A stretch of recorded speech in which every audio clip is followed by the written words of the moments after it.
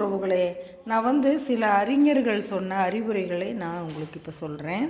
குழந்தைகளுடைய எதிர்காலம் தாயின் வளர்ப்பில் தான் இருக்குதுன்னு சொல்லி நெப்போலியன் சொல்லியிருக்கிறாரு.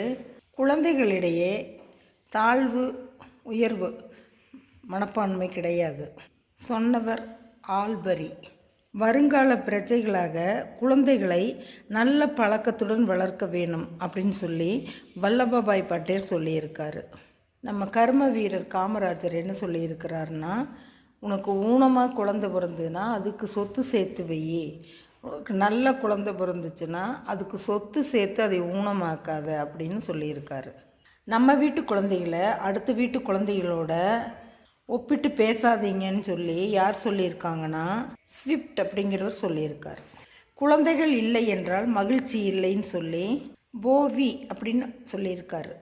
குழந்தைகள் நீங்கள் சொல்ல வச்சு அறிஞ்சிக்கிறத விட உங்களுடைய செயல்களை பார்த்து நீங்கள் எப்படி நடந்துக்கிறீங்களோ அதை பார்த்து தான் குழந்தைகள் வளர்கிறாங்க அப்படின்னு சொன்னவர் ஸ்மித் அவங்க.